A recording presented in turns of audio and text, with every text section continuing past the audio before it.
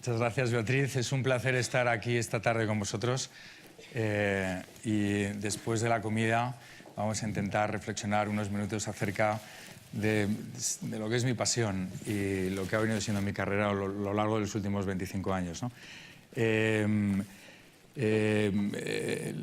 Cada vez que doy esta conferencia la cuento de forma distinta porque esto cambia tan rápido. Acabo de aterrizar hace algunas horas desde San Francisco, y donde viví 8 años y ahora voy con bastante frecuencia, y en cada uno de esos viajes veo cosas extraordinariamente nuevas y me doy cuenta que es realmente el centro del universo, ¿no? Conduciendo por la autopista donde esta mañana he ido al aeropuerto, la 101, en San Francisco, un día me dio por sumar la valoración de alguna de las compañías que iba dejando de derecha a izquierda. Y sumando solo algunas de esas compañías me daba un número similar al tamaño de la economía española y la italiana juntas. Más de 3 trillones de dólares. En tan solo 40 o 50 años, un par de millones de personas han sido capaces de crear la misma riqueza que más de 130 millones de personas y cientos de años de historia, ¿no? Lo que está pasando en ese ojo del huracán es absolutamente revolucionario y está no solamente cambiándolo todo, sino siendo la fuente de creación de valor y de riqueza más importante que hemos conocido en la historia, ¿no? Y esto ha venido pasando a lo largo de estos últimos 40 o 50 años, en este desarrollo, en esa península de San Francisco, desde San José hasta San Francisco. Y si sumásemos el valor de todo lo que ahí está sucediendo, sería incluso mucho mayor que las economías española y la italiana, ¿no? Estamos realmente hablando de la octava economía del mundo en esta parte del planeta, ¿no? ¿Por qué sucede esto? Y yo creo que es muy importante que analicemos, aunque sea algo muy básico, el origen de todos estos cambios, porque solo desde el entendimiento básico y fundamental de lo que está sucediendo vamos a ser capaces de procesar lo que viene, ¿no? Lo que estamos viviendo es lo que ha llamado mucha gente la tercera revolución industrial, que yo me niego a llamar esto de la robótica y lo nuevo la cuarta, no es todavía la tercera. Y es una tercera revolución industrial tan importante en sus magnitudes y en su tamaño como la primera y como la segunda revolución industrial, con la diferencia de que las anteriores revoluciones tenían que ver con la fuerza mecánica, las máquinas hacían lo que el músculo humano hacía, y esta tercera revolución industrial tiene que ver con el intelecto. Las máquinas están haciendo lo que el cerebro hasta ahora hacía, y eso lo está cambiando absolutamente todo. Esta revolución digital, la esencia de esa revolución es la transformación de toda la información, texto, imágenes, vídeos, sonido, olores, sentimientos, intenciones, en ceros y en unos, que pueden almacenarse de una forma radicalmente distinta, entenderse de una forma radicalmente distinta, transportarse a la velocidad de la luz de una forma radicalmente distinta y accederse desde cientos de miles de dispositivos en todo el mundo de una forma radicalmente distinta. Esta es la esencia de la revolución digital y esta es la esencia de la tercera revolución industrial. Todo lo que nos rodea, todo lo que pasa por nuestras manos y por nuestra cabeza puede transformarse en ceros y en unos, que se almacena, entiende, transporta y accede de forma radicalmente distinta. Y esta es la base de todos los cambios a los que nos hemos enfrentado a lo largo de los últimos 30 o 40 años y la base de los cambios a los que nos vamos a enfrentar en los próximos 40 o 50 años que siguen viniendo, ¿no? Y la magnitud de este cambio nunca había sido igual. Si la velocidad de un coche hace 30 años hubiese cambiado a la misma velocidad que ha cambiado la capacidad computacional de los ordenadores, ese coche que corría a 150 km por hora hoy podría correr a 480.000 km por hora. ¿Os imagináis los cambios que esto impone a la esencia de la productiva de la industria? Estos órdenes de magnitud en la capacidad productiva de lo que las máquinas pueden hacer. Es realmente extraordinario. Y además es una tecnología que no solamente produce a órdenes de magnitud cada vez mayores, sino que la podemos comprar a precios cada vez menores. Con lo que se podía comprar un litro de gasolina hace 30 años, Hoy podríamos, si se hubiese dado la misma reducción en la gasolina que se ha dado en la memoria de los discos duros, por ejemplo, con ese litro de gasolina de hace 30 años podríamos hoy dar 4.300 vueltas a la Tierra. Los cambios que estamos viviendo se producen porque la capacidad productiva de lo que las máquinas son capaces de hacer aumenta a velocidades exponenciales y el precio al que podemos acceder a esa tecnología disminuye en órdenes de magnitud también exponenciales. Esto nunca había pasado en la historia, nunca. Cuando pones esas dos cosas juntas, absolutamente todo lo que hacemos se puede hacer de una forma radicalmente distinta a una fracción del coste. Todos los modelos de negocio están amenazados de disrupción. Capacidades productivas de órdenes de magnitud mayores a precios de acceso de órdenes de magnitud mucho menores. Además, todo esto está pasando a una velocidad exponencialmente creciente. No solamente la magnitud de lo que está pasando es enorme, sino que la velocidad a la que está pasando es incluso mayor. Yo mismo me quedo desfasado en 6 meses. Tengo que volver a San Francisco y hacer un esfuerzo de estudiar, porque lo que está pasando hoy, lo que he visto ayer en una reunión con Facebook, es extraordinariamente nuevo y no lo había visto pues, hace mucho tiempo. O algunas de las cosas que vamos a ver luego, que son realidad, hace 2 años eran ciencia ficción, ¿no? Y esto no había sucedido. La primera revolución industrial, pues la máquina de vapor tardó casi 100 años en aplicarse a un elemento de transporte. Daba tiempo a que los modelos productivos, a que las familias, del abuelo al padre al nieto, pues pensasen, ¿cómo me va a afectar la máquina de vapor? Bueno, pues hasta que me toque a mí tengo algo de tiempo. Los tiempos de adaptación eran muchísimo mayores, ¿no? La televisión tardó 60 años en cubrir el planeta. Si tenías un periódico, una emisora de radio, pues cómo te afectaba la tele, te daba tiempo a entender lo que estaba pasando. Hoy no hay tiempo. Hoy lo que sucede de una forma tan rápida y me afecta de una forma tan fuerte que me puede descolocar y amenazar la existencia de lo que hago y de quién soy, de una forma extraordinaria, ¿no? La tele tardó 13 años en monetizarse. El primer anuncio aparece en el 41. La tele está desde finales de los 40, desde finales de los 20, desde el primer anuncio de un reloj, el primer anuncio de televisión en Estados Unidos, que es de un reloj, ¿no? Tarda incluso la monetización, es muchísimo más lenta, ¿no? En este gráfico se ilustra cómo cada una de esas nuevas tecnologías tiene un periodo de madurez. Desde que aparece la disrupción tecnológica, se crean los contenidos, vienen los usuarios y se acaba monetizando, ¿no? Como pues, con la prensa escrita pues, son cientos de años, con la radio también cientos de años. Hay tiempo a madurar y entender qué es lo que está pasando. La tele muy rápido, pero Internet en menos de 10 años aparece como disrupción tecnológica, como creación de contenidos, como incorporación de usuarios y como medio que recibe cientos de millones, miles de millones en inversión, ¿no? Aquí hay algunos ya mayores, no sé de los que estáis aquí, los que fueron a la Expo del 92, yo estuve allí, de los que estuvisteis, ¿os acordáis? Se clausura en octubre del 92, la Expo. De los 100 y pico países que tenían pabellones, ni uno solo mencionó lo que acabó siendo la revolución tecnológica de los 90. Ni una sola mención a Internet en octubre del 92. Y en el año 99 había dado origen a una de las mayores burbujas financieras de la historia, ¿no? La velocidad con la que está irrumpiendo todo esto es enorme. Y dentro de la propia revolución digital se producen las innovaciones de forma cada vez más rápida. La forma en la que aparece la primera Internet es más lenta de cómo está apareciendo la Internet sobre móviles o la inteligencia artificial en nuestros días. Incluso dentro de esa revolución digital, de esa tercera revolución industrial, la velocidad en la que aparece la tecnología, los contenidos, los usuarios y la monetización es cada vez más rápida. Una de las grandes decisiones que tomó uno de los fundadores de Google, Larry Page, fue la de comprar Android, que era un equipo de ingeniería de 5 personas. Y cuando yo estaba en esas reuniones, cuando justificó esa compra y apostó por Android, nos decía, la velocidad de la transición de web a móvil va a ser mucho más rápido de lo que esperáis todos. En el año 2005, y se ha probado ser así, ¿no? El otro día leía donde por primera vez los jóvenes americanos entre 15 y 30 años pasan el 100% de su tiempo delante de la pantalla del móvil y ya no tocan un ordenador de sobremesa prácticamente nada, ¿no? Es prácticamente el 100% del tiempo de consumo de pantalla es pantalla móvil, ¿no? no se esperaba que iba a ser tan rápido ni que iba a tener unas magnitudes, ¿no? Dentro incluso de esa propia revolución industrial.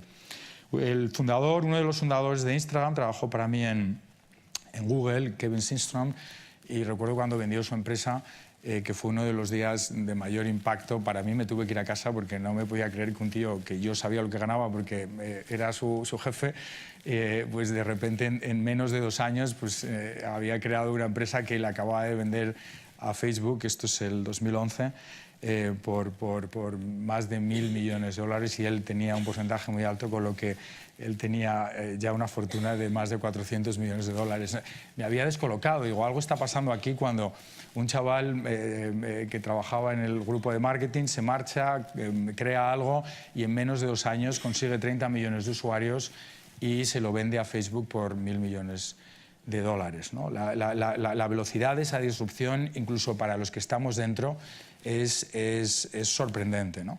Snapchat, que no sé de los que estáis aquí los que lo utilizáis, ahora ya con Instagram Stories incluso ya no hay mucha razón para entrar, pero en menos de 3 años consiguieron 100 millones de usuarios, ¿no? Y no solamente la creación de nuevos productos, sino en la destrucción de modelos existentes.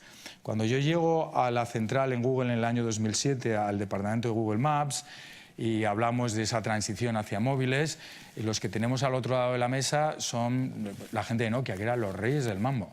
Eran los que decían cómo tenían que ser las aplicaciones de móviles, los que determinaban las reglas del juego, porque tenían pues, más del 80% de la cuota de mercado, entre ellos y BlackBerry, eran los reyes de los smartphones. En 5 años esa posición hegemónica desaparece. Y desaparece no porque llegue uno que sabe de móviles, no, porque llegaron 2 que no sabían de móviles, Google y Apple, y les quitan esa posición hegemónica de cuota de mercado. 2 players que no sabían de lo suyo acaban siendo los disruptores de algo de lo que ellos se sentían muy seguros, que era la gestión de los sistemas operativos de los smartphones. ¿Y por qué se produce esto? Se produce esto porque Google y Apple, en este caso Apple, Steve Jobs, en esa frontera de lo tecnológicamente posible, en esos 4 pilares de la revolución digital, entiende que lo que viene tiene más que ver no con hacer teléfonos, sino con hacer ordenadores realmente personales. Que ese teléfono se va a convertir en el ordenador más personal de todos los ordenadores que has tenido. Y que ese teléfono se tiene que comportar más como un ordenador que como un teléfono.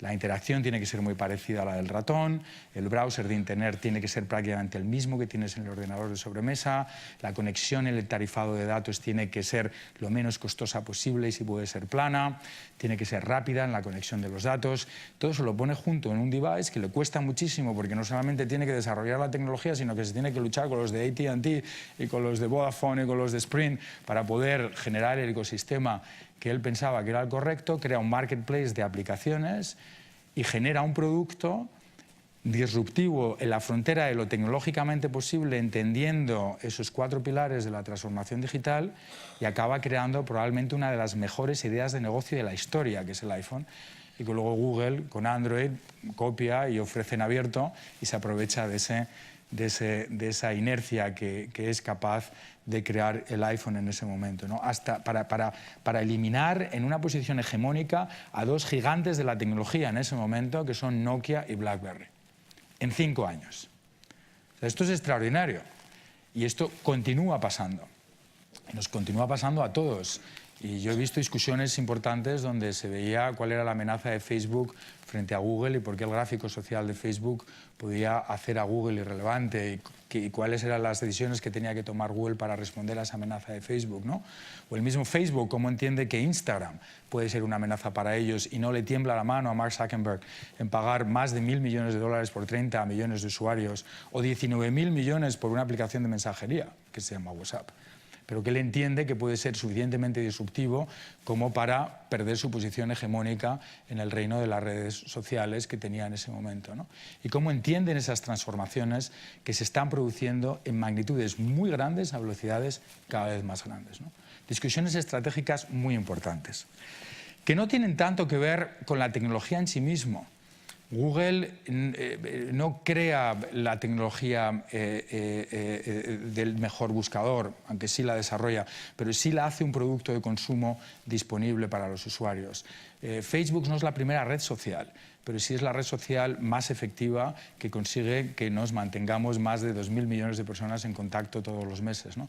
Idealista, cuando montamos Idealista, no fue el primer portal inmobiliario, había 300 que conté en el año 2000 cuando lanzamos Idealista, pero sí fue el que supo entender la tecnología en esa frontera de lo posible y crear productos de valor añadido para el usuario con capacidad disruptiva. No está tanto en esa ventaja competitiva de ingeniería como una ventaja competitiva de producto, que entienda lo que la tecnología es capaz de hacer en la frontera de lo tecnológicamente posible y lo ponga junto en propuestas de valor para el usuario realmente disruptivas, ¿no? Y para todo esto no estamos preparados. No estoy preparado yo, el primero, y lo veo constantemente cuando me reúno con ejecutivos y directores o responsables a todos los niveles. Lo que está pasando es de tal magnitud y está sucediendo a velocidades tan rápidas que nunca en la historia el hombre había tenido que enfrentarse a cambios del entorno de esta naturaleza, y no estamos preparados para ello y tenemos que hacer esfuerzos extraordinarios si queremos ser relevantes en el año 2018 con todo lo que está sucediendo. Y esta es la gran responsabilidad que se nos impone, ¿no? El entendimiento de lo que sucede para poder adaptarlo a lo que sean nuestras responsabilidades, ¿no? Esto es probablemente el mensaje más importante que os quiero dejar. Esto es el desafío más serio que todos tenemos, es este entendimiento de lo que sucede y cómo te afecta como individuo y como profesional para poder tomar decisiones, ¿no? En este sentido, esta imagen futurista de finales del 18 me recuerda mucho a nosotros mismos, ¿no? Pensaban que el ferrocarril iba a ser algo tan sencillo como aplicar la tecnología nueva desarrollada al paradigma existente, ¿no? Bastaba con enchufar la máquina de vapor al carromato antes tirado por caballos y ya tienes el producto nuevo, el ferrocarril. No sabían que el carromato en sí mismo tenía que redefinirse, ¿no? Que no podía ser de madera, que la distancia entre los ejes tenía que ser mayor, que los señores sentados ahí arriba no podían llevar sombrero y que el humo les iba a molestar, que la suspensión tenía que cambiar también por la naturaleza de los raíles. La esencia de lo que haces cambia por la adopción de las nuevas tecnologías. Esto lo vemos constantemente. Mucha gente que hace la misma publicidad que hacía sobre el papel lo hace en banners digitales, o la que hacía en banners digitales es la que hace en Google, o la que hacía en Google es la que hace en Facebook. No entienden que ante el advenimiento de una nueva tecnología, la esencia de lo que haces tiene que redefinirse, porque la adaptación a esa nueva tecnología te tiene que redefinir la esencia de lo que haces para poder aprovechar en toda su dimensión la capacidad de creación de valor que tienen esas tecnologías. ¿Dónde estamos hoy en esta transformación? Si digo que esto cambia muy rápido, ¿dónde estamos hoy en esa transformación? ¿Qué es lo relevante hoy en día? Que no es ciencia ficción, sino que es realidad. Pues lo primero, vamos a ponerlo en contexto, ¿no? Ya hay casi un 60% de la población mundial conectada a Internet. Por primera vez, el mes pasado, en el mes de enero, se superaron los 4.000 millones de personas conectadas a Internet. Ya es un número razonablemente grande como para considerar que la humanidad entera está digitalizada. En países desarrollados de la OCDE este número es de casi el 90%. En muchos países pasa del 90%. Por primera vez en el año 2017 se pasaron de los 2 trillones de ventas en e-commerce, todavía un número relativamente pequeño, donde está en torno al 20% del comercio global, pero con unas dimensiones ya muy grandes, ¿no? Se responden más de 10.000 millones de preguntas al día. ¿Dónde estaba la humanidad antes de Internet? Donde todos nos preguntamos no solo la edad de actores y el cumpleaños de Madonna, sino cosas muy importantes para el desarrollo de nuestros trabajos, ¿no? Y nos intercambiamos más de 150.000 millones de mensajes y de correos, ¿no? Que hace que la comunicación sea mucho más intensa. Magnitudes enormes que además tienden a estar en pocas manos. 6.000 millones de esos 10.000 millones de búsquedas las hace solo Google, ¿no? Hay más de 1.300 millones de dispositivos de Apple activados, de Android son casi 2.000 millones de dispositivos activados. Facebook conecta al mes a 2.300 millones de personas, según los datos de diciembre. Es increíble. Se ven más de 5.000 millones de horas de vídeo al día en YouTube, y Uber ha hecho ya más de 5.000 millones de traslados de personas desde que se creó hace menos de 10 años, ¿no? Magnitudes enormes de los números que están sucediendo que tienen tendencia a concentrarse en pocas manos. Esto es muy importante, sobre todo para temas de data que luego veremos, porque se están produciendo unas tendencias monopolísticas de valores, de externalidades de red que dan mucho valor al que hace muchas cosas, porque crea entornos de dinámicas de red, ¿no? Por eso estas plataformas adquieren esta dimensión y este valor tan importante. Probablemente una de las cosas que pasa más desapercibido y que para mí es más importante es el crecimiento potencial que el e-commerce y todo lo que rodea al e-commerce va a tener en los próximos años. Por alguna razón, que yo creo que conozco, la venta online ha quedado relegada del desarrollo en general de Internet. Y aunque tenemos un 90% de penetración de Internet en países desarrollados, 9 de cada 10 personas acceden a Internet para ver la información del banco, consumir noticias, comunicarse con sus amigos, solamente casi el 20% de esas personas lo utiliza para comprar algo. Y es un tema de inventario, es un tema de última milla, es un tema de métodos de pago, pero eso está cambiando muchísimo y está creciendo, casi doblando cada 10 meses. Una de las mayores oportunidades del Internet del 2018 es el crecimiento tan rápido que el e-commerce y todo su entorno va a tener.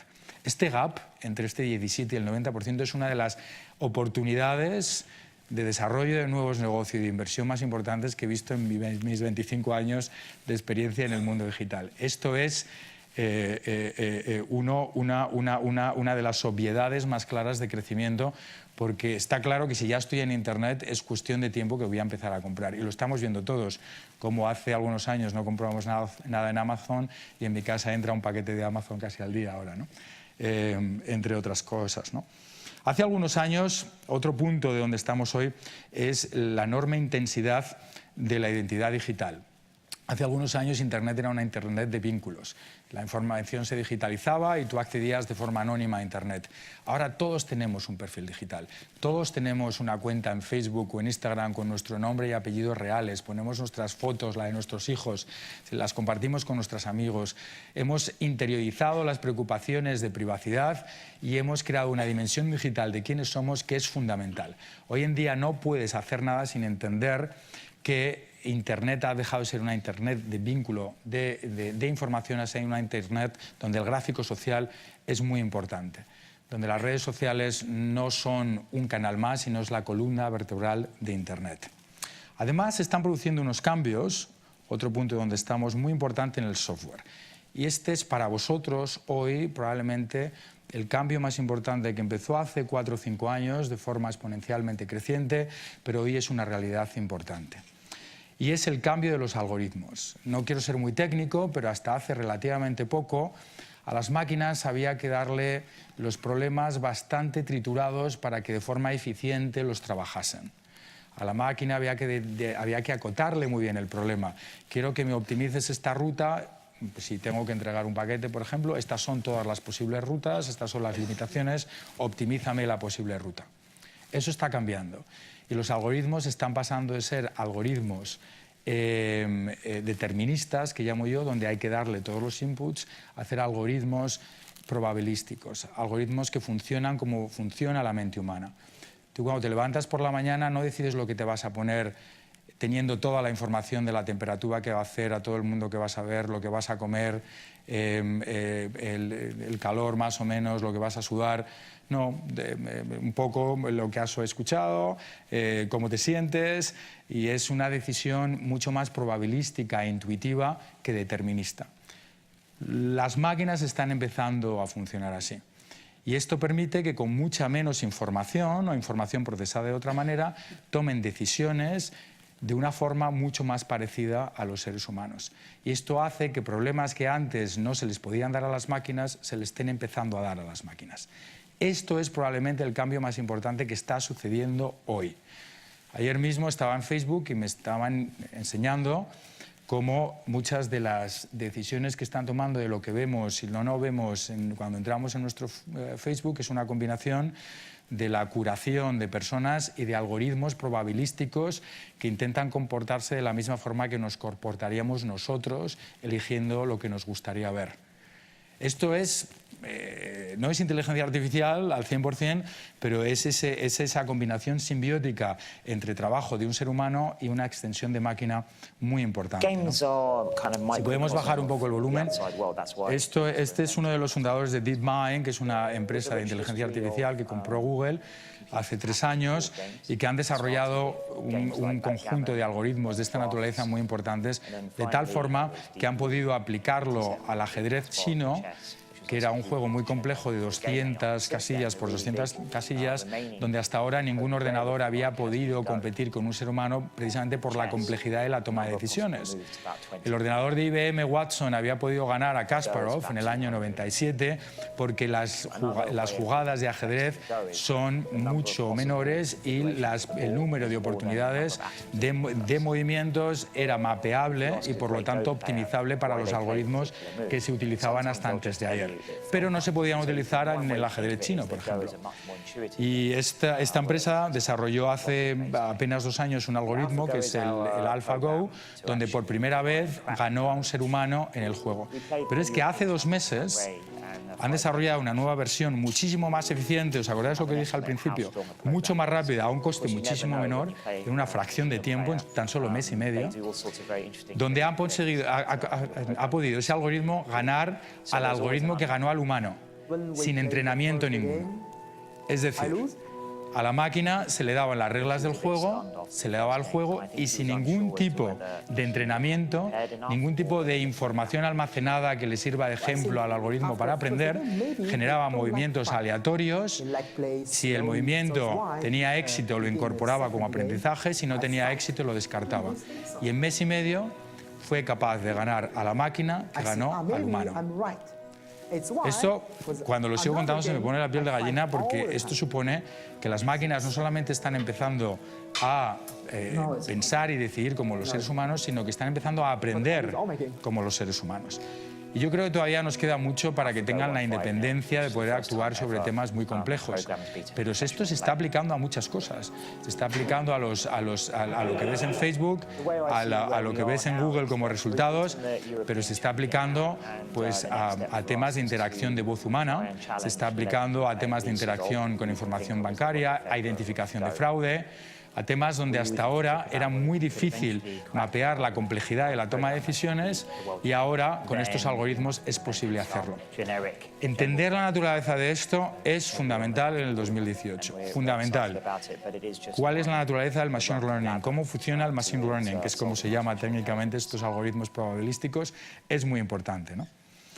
Se está produciendo también un desarrollo, yo creo, importante en el hardware, donde estamos yendo más allá del ordenador y se están viendo pues, desarrollos no solamente en ordenadores de nueva naturaleza que producen, según la ley de Moore, que se está quedando un poco estancada, a capacidades productivas muchísimo mayores, como los ordenadores cuánticos, que todavía no están disponibles para el uso comercial, pero que Google y Facebook, por ejemplo, están ya utilizando y que permiten la computación en paralelo de muchísimas órdenes al mismo tiempo, lo que hace que esos algoritmos probabilísticos que requieren cada vez más máquina tengan un entorno mucho más desarrollado para poder operar, ¿no? Sino que además la interacción se hace pues, a través de nuevos dispositivos. Aquí tenéis algunos que os invito a que os compréis porque cuestan como 100 euros o algo así y que te abren la mente a la interacción con la máquina. Está Alexa de Amazon, Google Home, Cortana o Siri, ¿no?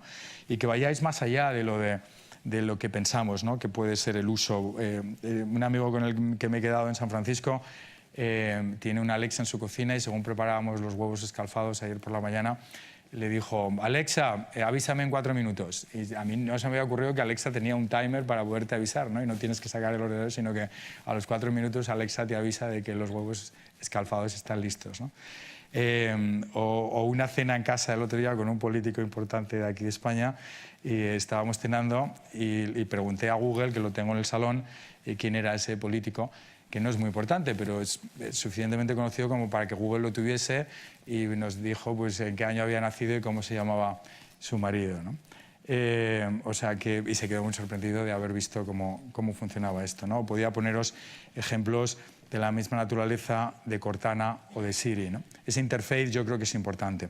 Se hablaba antes del cuello de botella de la entrega de paquetes. Esto es una realidad ya desde hace casi 3 años, donde Amazon, 2 años y poco, donde Amazon, un rayo de 50 millas en Seattle y en Cambridge, en el Reino Unido, está entregando paquetes con drones, donde tú pones pues, una señal fuera de tu casa y en 30 minutos garantizados te llega un paquete de lo que puedas haber comprado, ¿no?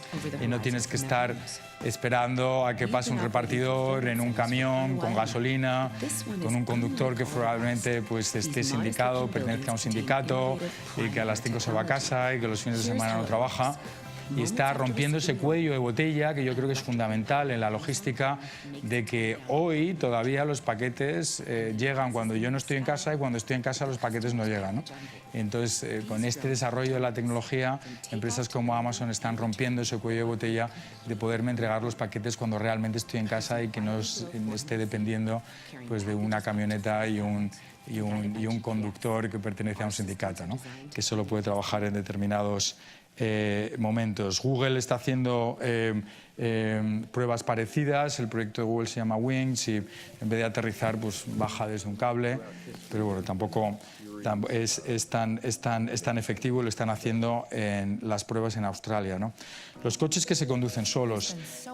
Antes de ayer cené con un amigo que trabaja en Uber y que lleva todo esto de la conducción automática en Uber, además de la logística que están montando, que Uber quiere ser disruptor en el tema de logística con FedEx y con UPS y con todos estos. Y me decía que el tráfico está cada vez peor, que sobran muchos coches en Silicon Valley, pero que a él no le importa porque tarda 1 hora y cuarto en ir al trabajo, pero no toca el volante. Tiene un Tesla, entonces se monta en el coche y se saca el móvil y no toca el volante hasta que llega a trabajar. Va lento, pero no toca el volante hasta que va a trabajar. Esto es una realidad. Esto es lo que hace él. Entonces, llega a la oficina con el inbox limpio durante todos los días porque ha sido capaz de desarrollar Tesla esta tecnología. Este es Steve, que ha perdido el 90% de su visión y vive en Austin, Texas, y puede desarrollar una vida relativamente normal con uno de los primeros prototipos que desarrolló Google.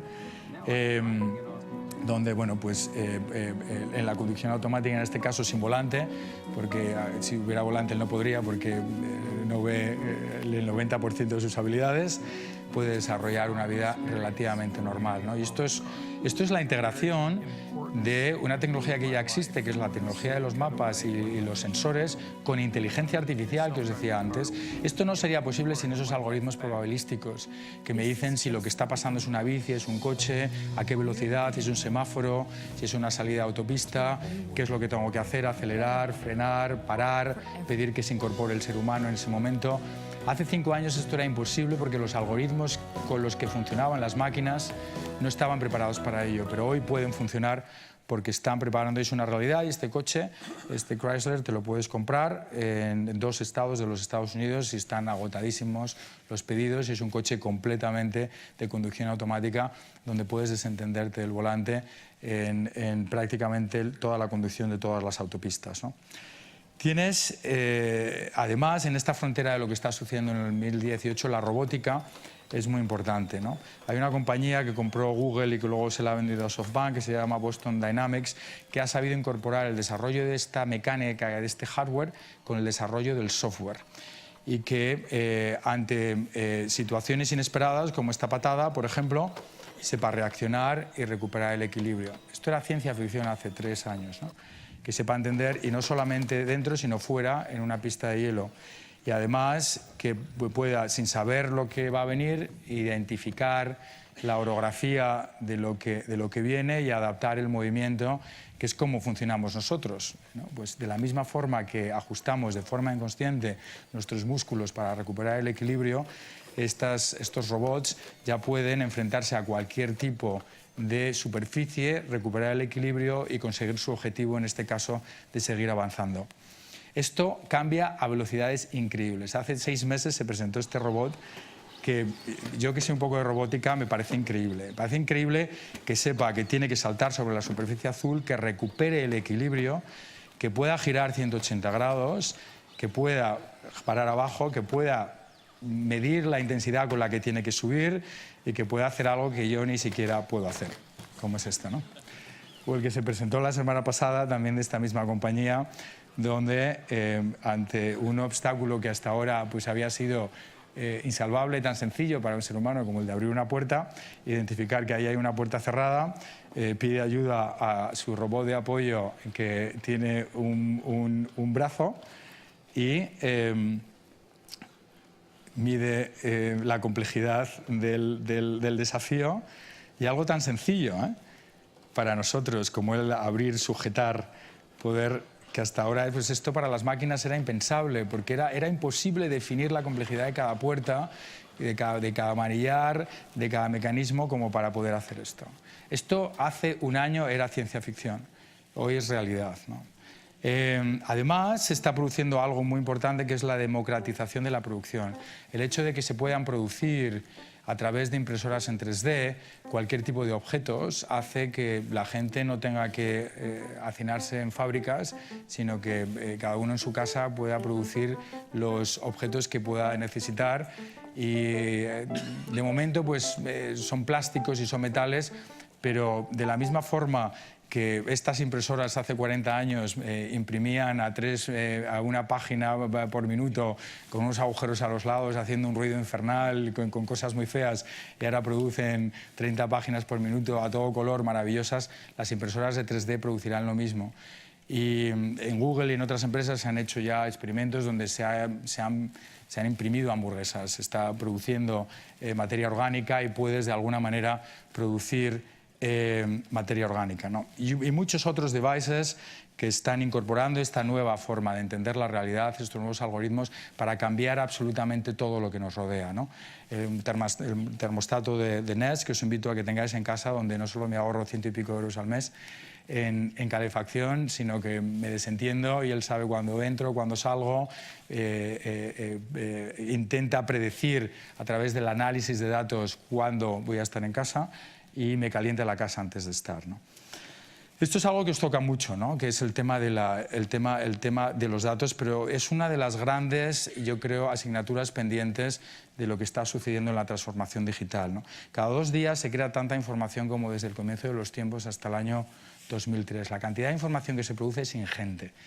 En esta década se va a duplicar el número de personas que se conecta a Internet, pero la cantidad de información que se produce se va a multiplicar por 67. O sea, si no estamos preparados para los cambios digitales, estamos mucho menos preparados para digerir la cantidad de información que se va a transformar de forma digital. Y no estar preparados está hecho de varios desafíos. Está hecho sobre todo del desafío de que la información esté digitalizada. Tan solo del 100% de la información que se va a digitalizar se va a poder estructurar de forma que las bases de datos la entiendan. Pero de ese 34% que va a estar estructurado en bases de datos, tan solo el 7% va a ser procesada. Va a ser utilizada en algoritmos o en mecanismos de decisión que puedan ser utilizados. Y solo el 1% es utilizada para la toma de decisiones. O sea, de todo el 100% de la información que ya está en formato digital, tan solo el 1% es utilizado para mejorar procesos y servicios de todo lo que hacemos. El gran desafío de la Internet que viene es precisamente esto. Y no estamos preparados, primero no teniendo personas, no hay suficientes científicos de datos que nos ayuden a estructurar esa información, prepararla, entenderla e incorporarla a los procesos de decisión. Estoy cansado de ver consejeros delegados que se gastan cientos de millones en procesar toda esta información que luego nadie utiliza, porque los procesos en sí mismos, como ese carromato que veíamos antes, se siguen resistiendo al cambio y el paradigma sigue funcionando como ha funcionado hasta ahora y no incorpora toda esta información que ya está digitalizada. Además, se está produciendo una nueva manera de vender y yo creo que esto es muy importante. John Meriwether, a finales del 19, acuñó algo que yo he utilizado muchas veces, que es que el desafío del marketing es que tiras la mitad del dinero que inviertes en él, pero no sabes qué mitad, porque como sabes lo que funciona o lo que no funciona, esto con el marketing digital cambia radicalmente, ¿no? Y cada euro que te gastas es un euro que puedes medir.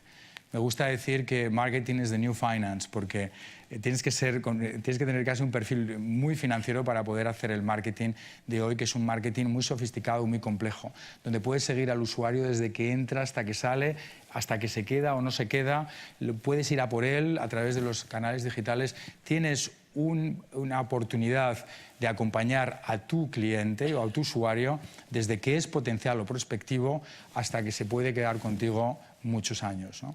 El marketing ha pasado de ser un marketing creativo, gastón, secundario, cuando había que cortar inversión, pues era lo primero que se cortaba, relativamente simple, donde todo el mundo podía opinar, a ser un marketing muy analítico, extraordinariamente rentable, porque si encontrabas ese ROI positivo podías meter un montón de inversión, crítico, estratégico y muy sofisticado, donde es muy difícil contratar perfiles para esto, porque necesitas a alguien que conozca todos estos canales y que conozca lo nuevo. Instagram es distinto que Facebook, Facebook distinto que Google y Google distinto que los banners en los periódicos. Y cada uno de esos canales de marketing digital tiene una complejidad distinta para la que hay que estar preparado, ¿no? Me gustaría ir acabando reflexionando sobre cómo todo esto de lo que está sucediendo hoy afecta a modelos de negocio que pueden ser más o menos estándares, ¿no? Y hemos visto mucho de estos procesos a lo largo de los últimos 25 años. Y yo desde siempre he escuchado que la amenaza de Internet es la desintermediación.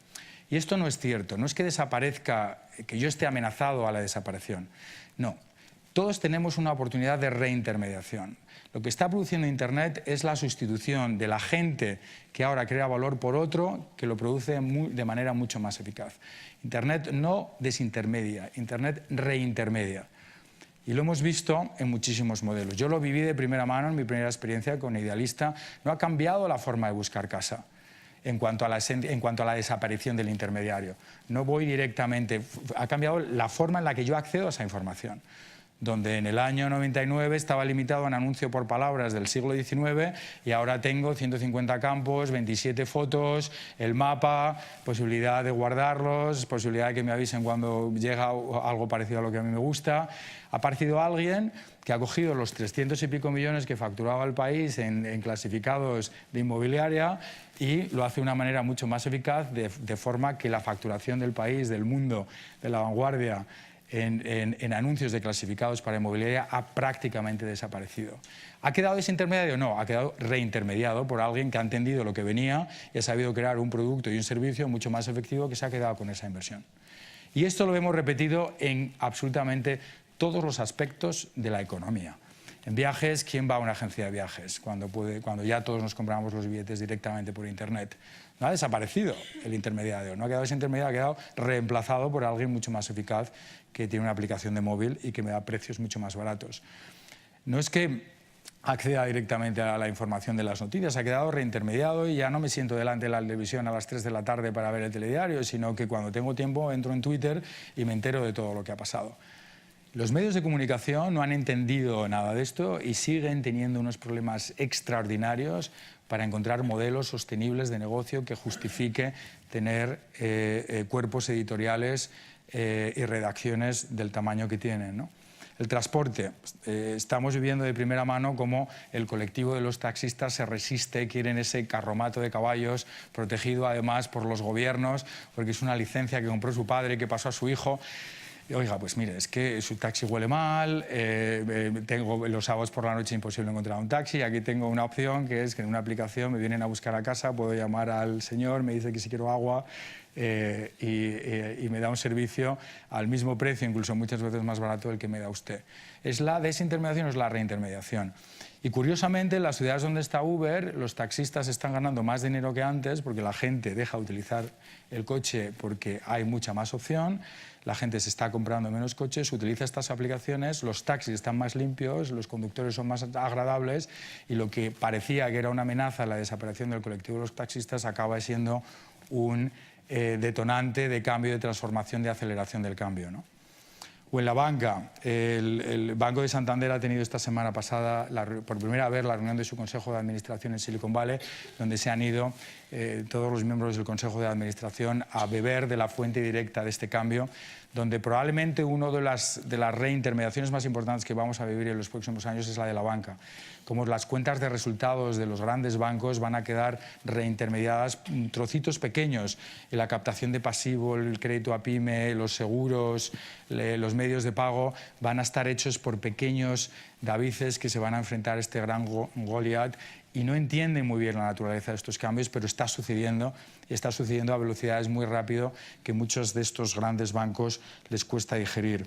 O la educación. Esta necesidad importante de entender lo que sucede y de adaptar nuestras habilidades a lo que está sucediendo está haciendo que nos impongamos unos procesos formativos muy distintos a los que habíamos hecho hasta ahora. Antes te licenciabas, hacías un máster y empezabas a trabajar y bueno, pues a lo mejor hacías algún cursillo de vez en cuando. Ahora te tienes que estar formando constantemente.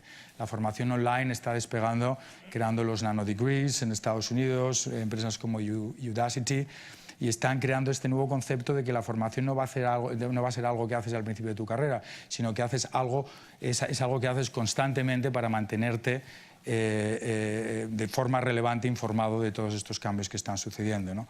La salud, gran cambio que está sucediendo en Estados Unidos, aquí en España está todavía por venir, ¿no?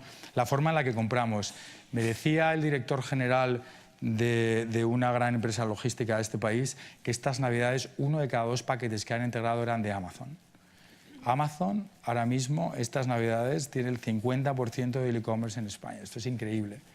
Increíble, ¿no? La velocidad con la que no solamente está creciendo el e-commerce, sino se está concentrando en pocas manos y cómo gente como el Corte Inglés o grandes retailers les está costando entender este proceso de reintermediación tan importante, ¿no? Y por último, ¿cuáles son los 5 principios que como conclusión de todos estos cambios yo he observado a lo largo de los últimos años en mi experiencia como emprendedor, directivo y ahora inversor, ¿no? En los proyectos que han tenido éxito? El primero de ellos es que cuando te enfrentes a un proceso de transformación digital, no intentes hacerlo todo al mismo tiempo. Elige tu problema más importante o elige uno que puedas acotar, que pueda afectar al mayor número posible de tus usuarios. Si pueden ser millones de usuarios, mejor que cientos de miles. Cuesta casi el mismo trabajo solucionar una transformación digital de algo pequeño que de algo grande, aunque no parezca verdad, ¿no? Vete a por sea ambicioso en la selección de ese problema.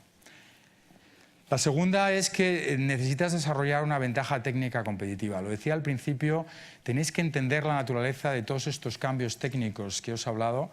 Tenéis que saber, no tenéis que ser ingenieros, yo no lo soy, pero tenéis que entender de qué están hechos. ¿Qué significa el machine learning para mí? ¿Cómo lo puedo adaptar? Puedo hablar con mi directivo técnico. Yo estoy en consejos de administración donde el CEO y dueño de la empresa sigue delegando absolutamente todas las decisiones al CTO sin entender ni patata de lo que está hablando cuando está amenazando de forma muy importante a tu negocio. Tienes que hacer, todo va a ser digital, todo va a ser tecnológico, absolutamente todo. Y si no eres capaz de desarrollar una ventaja técnica competitiva sobre tu competencia, vas a estar condenado a la irrelevancia, a la mediocridad y con una amenaza importante a la desaparición. Necesitas desarrollar una ventaja técnica competitiva. Y no tienes que desarrollar tú la tecnología, la puedes comprar, la puedes integrar, puedes contratar, lo que os decía al principio, pero sí tienes que tener esa forma única de integrarla que se diferencie de la competencia. Es importante tener foco. Apple pues es una de las mayores empresas del mundo, dependiendo de la semana, pues es Google, es Amazon dentro de poco, y tiene 7 líneas de producto nada más. Sony tiene 320 y pico.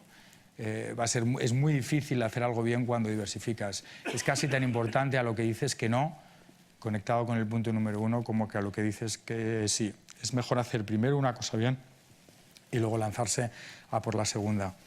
El cuarto tiene que ver con darte suficiente tiempo como para conseguir lo que quieres. Y esto es algo muy endémico de lo que yo veo en España a diferencia de los Estados Unidos. El fundador de Amazon piensa en 100 años, piensa en cómo será Amazon después de que él no esté. Aquí queremos crear un Silicon Valley en una legislatura, cuando los políticos nos hablan de programas de transformación digital, o algún gran banco quiere transformarse digitalmente en 3 años y pregunta a sus consultores y a sus ejecutivos qué tiene que hacer el banco para en 3 años ser un banco fundamentalmente digital. Es imposible, te tienes que dar el suficiente tiempo. Tienes que rápido desarrollar esos 3 puntos primeros bien hechos, pero con un horizonte temporal relativamente generoso, sabiendo que te vas a equivocar, que vas a tener que iterar, que vas a tener que hacer las cosas 3 o 4 veces hasta que des con la correcta y que vas a tener que generar un cambio cultural en ti y en tu gente que va a llevar tiempo, ¿no? Date suficiente tiempo y suficiente dinero. Cuando ganas 6.000 millones de euros al año y creas un fondo de 100 millones para apostar en temas digitales es ridículo.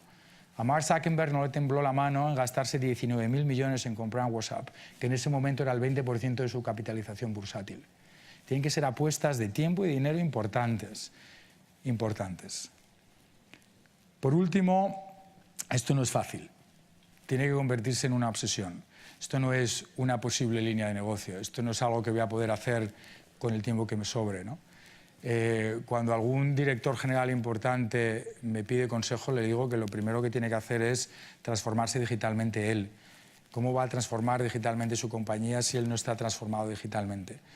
Si no tienes Slack, si no tienes tus aplicaciones en el móvil, si no entiendes cómo los datos que se generan en tu empresa están estructurados y analizados e integrados en tus procesos internos, es muy complicado. Todo lo que está sucediendo es de magnitudes tan grandes y está sucediendo a una velocidad tan rápida, como hemos visto a lo largo de los últimos minutos, que o te impones una obligación de formarte para este desafío o va a ser imposible. Esto supone un esfuerzo importante de estudiar y de transformación digital en uno mismo primero, antes de proyectarlo en las empresas, ¿no? Y estos 5 puntos yo creo que resumen los casos que yo he visto de éxito, ¿no? Que no es condición suficiente, pero sí necesaria para enfrentarse a todos estos procesos de cambio, ¿no? Me gustaría dejaros con esta idea que os daba al principio, ¿no? De que lo que está pasando es muy grande, sucede muy rápido y es natural, porque no está en nuestro ADN, que no estemos preparados para ello. Pero precisamente porque no estamos preparados para ello, tenemos que hacer unos esfuerzos muy importantes de entender cómo nos afecta a nosotros para poder enfrentarnos a ellos. Gracias.